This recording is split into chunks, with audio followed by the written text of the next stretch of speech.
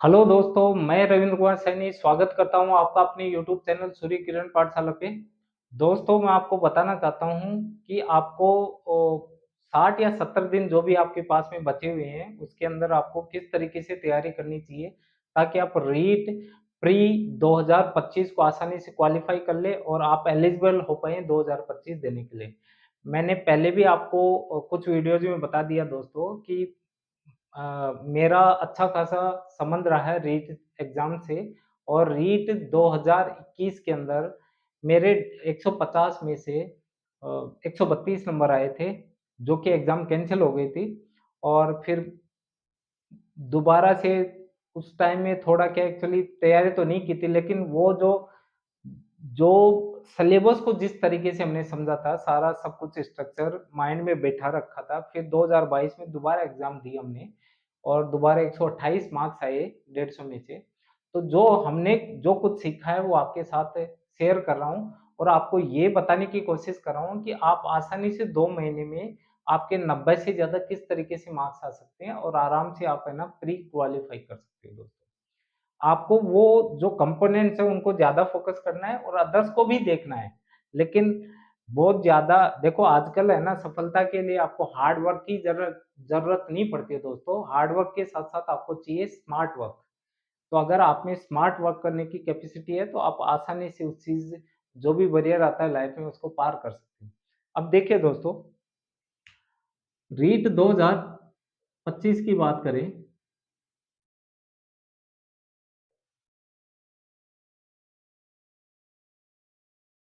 तो इसमें देखा जाए प्री के अंदर तो क्वेश्चन कितने आते हैं इसमें 150 क्वेश्चन आते हैं दोस्तों 150 क्वेश्चन और मार्क्स भी कितने 150 मार्क्स के मतलब एक क्वेश्चन एक नंबर का होता है मतलब चाहे कोई एसएसटी से एग्जाम दे रहा हो चाहे साइंस में से दे रहा हो। ठीक है। अब देखिए दोस्तों इस चीज को समझना आपको थोड़ा सा इसमें है क्या कि चाहे कोई भी चाहे एसएसटी से कोई एग्जाम दे रहा है चाहे साइंस मैथ से दे रहा है उसमें दो लैंग्वेज आपको चूज करनी है। लैंग्वेज फर्स्ट और लैंग्वेज सेकंड। ठीक है। तो लैंग्वेज फर्स्ट की बात करें तो मान लो लैंग्वेज फर्स्ट। ठीक है। ये है लैंग्वेज सेकंड। अब मान लो एग्जाम्पल के तौर पे अब लैंग्वेज देखो आप चाहे लैंग्वेज फर्स्ट में चाहे हिंदी चूज करो चाहे इंग्लिश चूज करो चाहे उर्दू पंजाबी जो भी आपकी इच्छा हो संस्कृत जो भी इच्छा हो वो चूज कर सकते हो जो आपके लिए अच्छी लैंग्वेज है आप जिसको अच्छा समझ सकते हो वो लैंग्वेज आप ऑप्ट कर सकते हो जब एग्जाम मतलब फॉर्म भरे जाने हैं हालांकि फॉर्म है ना नवंबर के अंदर ही निकलने वाले हैं। ठीक है। तो लगभग ये 10 तारीख के बाद में कभी भी 10 से 15 के बीच में निकल जाएंगे ये फॉर्म। संभावनाएं हैं ऐसी। तो ध्यान देना। लैंग्वेज फर्स्ट की बात करें लैंग्वेज सेकंड की एक एग्जांपल के तौर पे बता रहा हूँ जैसे आपने हिंदी ले ली और यहाँ पे इंग्लिश ले ली। जैसे मैं मेरा बता रहा हूँ जैसे इस तरीके से मेरी लैंग्वेजेस थी। तो फर्स्ट में मैंने हिंदी ली सेकंड में मैंने क्या ली थी इंग्लिश ली थी। अब देखिए दोस्तों थर्ड की बात करें तो इसमें आती है एजुकेशनल साइकोलॉजी।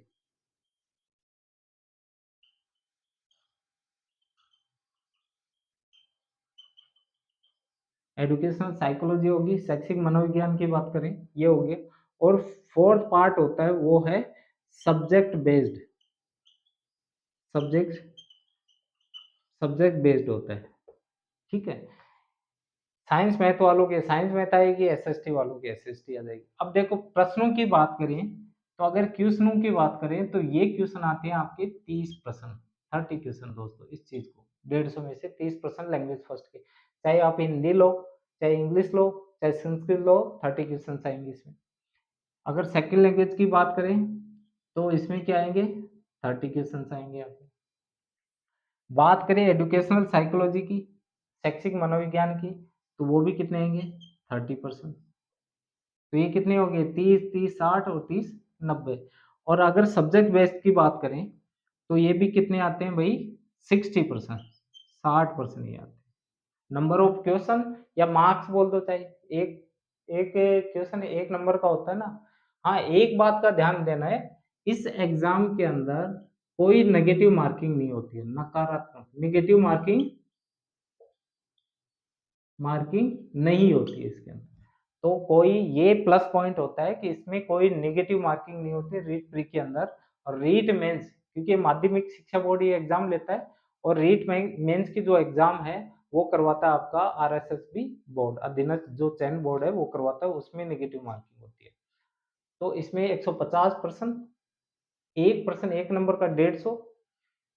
लैंग्वेज फर्स्ट चाहिए, आप कोई भी लैंग्वेज लो, जैसे मैंने हिंदी ली थी तो 30% आएंगे। लैंग्वेज सेकंड के 30%, एजुकेशनल साइकोलॉजी के 30%, और सब्जेक्ट बेस्ड यानी सब्जेक्ट से संबंधित कितने आते हैं, 60%।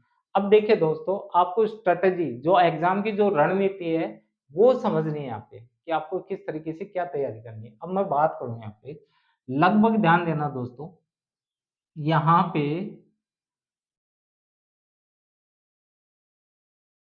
15 से लेकर, सॉरी, 12 से लेकर 15% ये आते हैं पेडागोजी, पेडागोजी के। और बाकी क्या है, लैंग्वेज के आते हैं। ये मान लो ये भी 15 से, ये मान लो 15 से 18 मान लो, ये क्या है, लैंग्वेज के। इसी तरीके से इसमें लैंग्वेज सेकंड में 12 से 15 क्वेश्चन पेडागोजी, और वही 15 से 18 लैंग्वेज,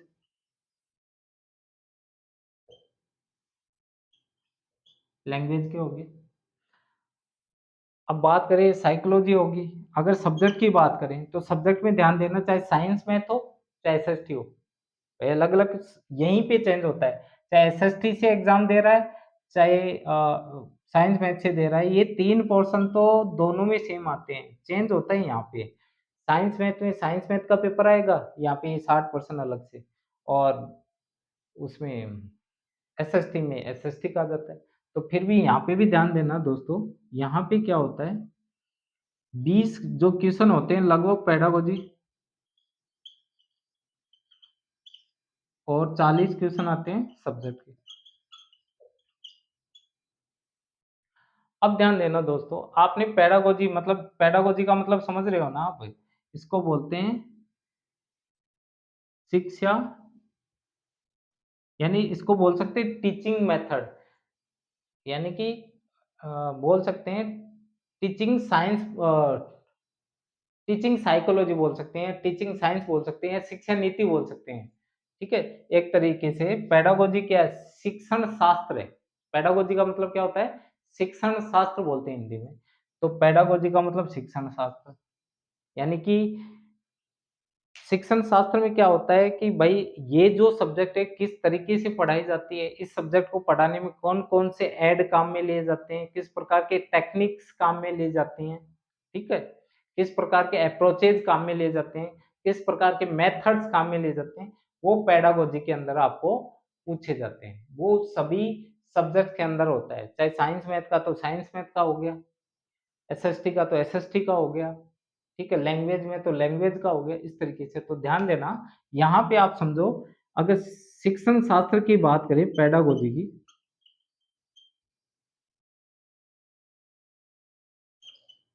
पेडागोजी की, तो पेडागोजी में ध्यान देना दोस्तों, ये कितने लगभग, आप तो अपर लेके देख लो, 15% तो हो गए आपके लैंग्वेज फर्स्ट, जैसे हिंदी लैंग्वेज लिए तो 15 हिंदी के पेडागोजी के, हिंदी के शिक्षण शास्त्र के आगे 15%, तो 15% तो हिंदी के शिक्षण शास्त्र के हो गए।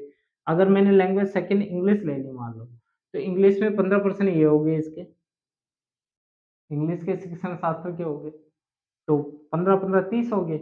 अब बात, मैंने सब्जेक्ट लिया मान लो साइंस मैथ्स है, तो 20% किसके हो गए, साइंस मैथ के, 10 साइंस के और 10 मैथ्स के, तो कितने हो गए, 15 15 दूनी 30 और 20, लगभग ये आपके 50%, मतलब 45 से लेकर 50% सिर्फ और सिर्फ पेडागोजी के आते हैं 150 में। कितने परसेंट है, लगभग 150%। अब एक चीज का ध्यान देना, चाहे लैंग्वेज की आप पेडागोजी पढ़ो, चाहे सब्जेक्ट की, आप किसी की भी पेडागोजी पढ़ो, आप उसमें आपको है ना 60 to 80% जो मैटर है ना वो आपको सेम मिलेगा। क्या मिलेगा, सेम।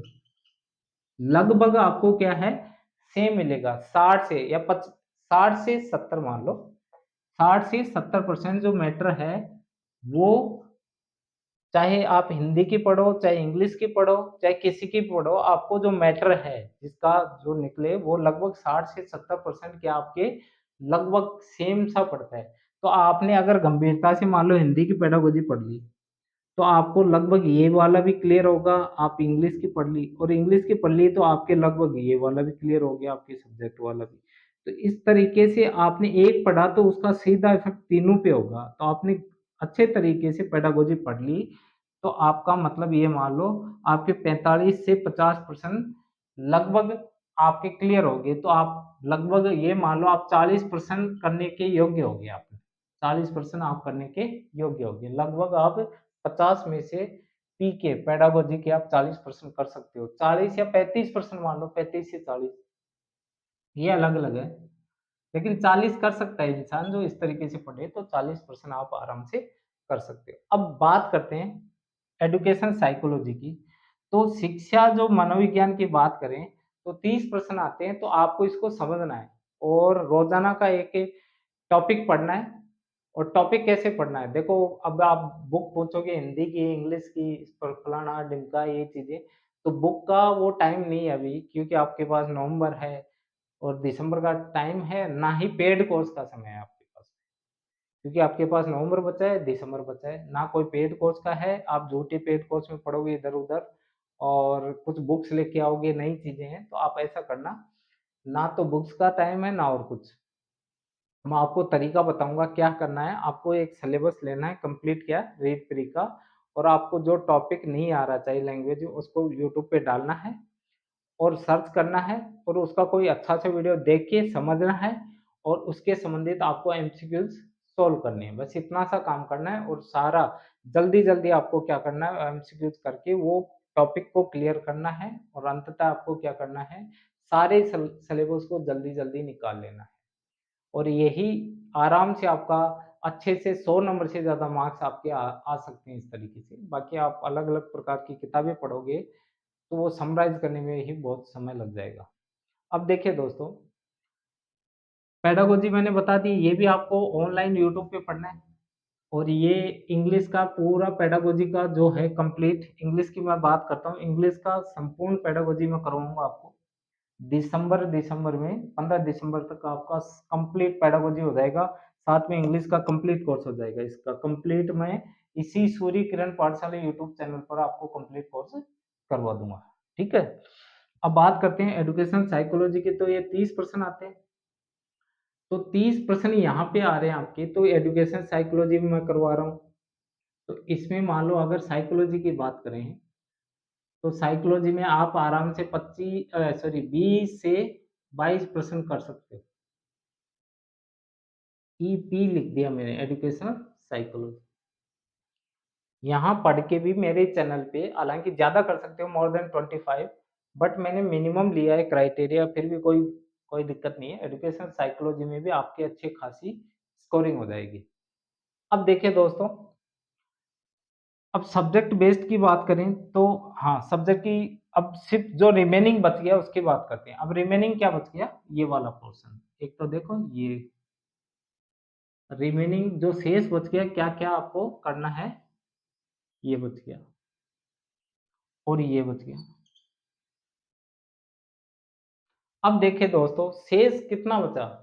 15, 15 दूनी 30 और 40 की बात करें तो लगभग कितना हो गया? 75% बच गए। अभी 75 का जुगाड़ हुआ है तो 75% शेष बच गए। तो अब बताओ देखो हिंदी अगर आपने लैंग्वेज फर्स्ट ली है तो आपको हिंदी के प्रश्न आएँगे। कितने? 15 से लेकर 18 जिसमें आपको पैसेज पूछा जाएगा, समानार्थी शब्द पूछे जाएँगे, विलोम शब्द पूछे जाएँगे, जो बोल सकते हैं मुहावरे पूछे जाते हैं। संधि, समास, ठीक है? इस प्रकार की जो चीज़ें पूछी जाती है, जो कि बेसिकली 10वीं तक का लेवल होता है। तो आप इसको है ना ऑनलाइन यूट्यूब पे आराम से मेरे हिसाब से 10 दिन का सिलेबस भी नहीं है। अगर 2-2 घंटा अगर पढ़ो ना, तो 10 दिन का सिलेबस नहीं है, ओनली 10 डेज़। 10 डेज़ है, अगर मैं रिमेनिंग बता रहा हूँ हिंदी का, 10 डेज़ का है। और ऐसे ही मैं अगर इंग्लिश का मैं बोलूँ थोड़ा सा, क्या इंग्लिश थोड़ा लोगों को लगता है, तो 20 डेज़ मान लो, 20 दिन का ये 20 डेज़। तो आपके पास इतना तो समय है ना। और आप अगर 10 डेज़ 20 डेज़ ऑनलाइन यूट्यूब पे करते हो, तो ये 15 और ये 15 30 प्रश्न, तो 30 प्रश्नों में आराम से, अगर लैंग्वेज की बात करूँ, तो आप 30 प्रश्नों में 20 से 25 प्रश्न, 20-22 प्रश्न कर सकते हो। ये मान लो 20-22 लैंग्वेज, 20 मान लेना, 20-22 प्रश्न कर सकते हो। अब बात करते हैं सब्जेक्ट की। अब किसी की एसएसटी है भाई, तो एसएसटी अगर आप पूरा पॉलिटी, ज्योग्राफी, हिस्ट्री वगैरह ये चीज़ें अलग-अलग रिसोर्स लेके पढ़ोगे, तो वो चीज़ें हैं। तो देखो, अलग-अलग है, अगर गाइड पढ़ोगे तो भी कन्फ्यूज़न होता है ये चीज़ें, तो आप यूट्यूब पे आप टॉपिक डाल के वो ही टॉपिक को अच्छे से पढ़ना और उसके एमसीक्यू सॉल्व करना। ठीक है? यही एक शॉर्टकट मेथड है। बाकी देखो, ऐसे तो आपको बहुत ज़्यादा कुछ करना है, स्कोरिंग ही करनी है, तो ध्यान देना, ये सारा का सारा मैटर है ना, आपको एनसीईआरटी में मिल जाएगा। और एनसीईआरटी क्या करना है, 9 से लेकर अ, जैसे 6 से लेकर 10 तक पढ़नी है एनसीईआरटी, और कुछ सब्जेक्ट में 11वीं 12वीं की भी पढ़नी है। तो एनसीईआरटी चाहे हिंदी हो, चाहे इंग्लिश हो, चाहे सब्जेक्ट हो आपका, ठीक है? वो एनसीईआरटी से कर सकते हो। ऐसे तो साइकोलॉजी भी एनसीईआरटी से कर सकते हो। ऐसी बात नहीं है, एनसीईआरटी परफेक्ट है, लेकिन वो छोटे-छोटे टुकड़े, उनको मतलब टॉपिक को फाइंड आउट करना, और फिर उन चीज़ों को कलेक्ट करना, उनको देखना, फिर एक टॉपिक इसमें है, और एक जगह इकट्ठा करना भी बहुत कुछ चीज़ें होती है, और इतना समय आपके पास है नहीं। इसीलिए बाकी एनसीईआरटी तो बेस्ट है। देखो, ये तो बेस्ट है ही, इन इन चीज़ों को आप नकार नहीं सकते, ये तो बेस्ट है। बट आपको वो चीज़ है कि आपको 2 महीने में ये क्रैक करना है, और आपको क्वालीफाई करना है। आपको 90 नंबर से ज़्यादा मार्क्स आने चाहिए, लगभग 100 से प्लस ही आएँ। तो इस प्रकार का मेथड मैंने आपको बताया है, इस चीज़ को फ़ॉलो करना। तो देखिए दोस्तों, 40% चाहे साइंस में है तो चाहे ये है, तो आप आराम से लगभग ये मान लो इसमें भी 20 से 25 आराम से ला सकते हो। तो अब जोड़ दो दोस्तों, 40 और 20 60, 60 और 20 80, 80 20 100, ये मान लो। मिनिमम माना तो 100, तो लगभग आपके 100 प्रश्न सही हो रहे हैं। मिनिमम बोल रहा हूँ मैं, 40 20 20 20 ये लगा लो। अगर आप है ना थोड़ा-सा एनालाइज़ करके इसको पढ़ते हो, अ, रीड प्री वाले सिलेबस को, तो 2 महीने में आराम से 100 नंबर के, मतलब 100 क्वेश्चन कर सकते हो, 100 नंबर के लगभग मार्क्स आ सकते हैं। तो आपको जनरल के लिए 90 मार्क्स चाहिए, तो आराम से, और इसके कोई मार्क्स जुड़ नहीं रहे। इसीलिए आपको इसको क्वालीफाई करना है और मेंस के लिए तैयारी करनी है। और दोस्तों, आगे मैं बताना चाह रहा हूँ कि मेंस के लिए आपके संपूर्ण जो कोर्स है ना, प्री तो जो मैंने जो प्रॉमिस किया वो तो चल ही रहा है, और वो करवा रहा हूँ। उसके साथ-साथ मेंस का शुरू करे हैं, रीट मेंस का भी। अभी से जो नेक्स्ट मंडे है वहाँ से आपको रीट मेंस के कोर्सेज़ भी इस चैनल के ऊपर दिखाई देंगे, जिसमें इंग्लिश का कंप्लीट कोर्स होगा रीट मेंस के लिए, और साइंस मैथ जो सब्जेक्ट है उसका कंप्लीट कोर्स होगा, जिसमें जो राजस्थान जीके का भी पार्ट होगा, साइकोलॉजी का पार्ट होगा, टीचिंग मेथड का भी होगा, ठीक है?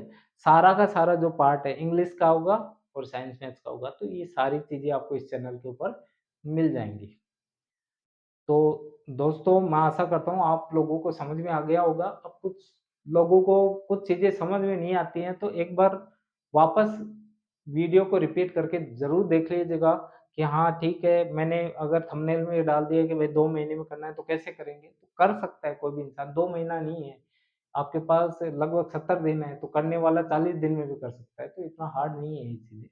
आप आराम से कर सकते हो, और इन्हीं इन्हीं आशाओं के साथ मैं आपसे विदा लेता हूँ कि आप लोगों का, सभी का अच्छा खासा स्कोर होगा इस एग्ज़ाम के अंदर। जय हिंद, जय भारत।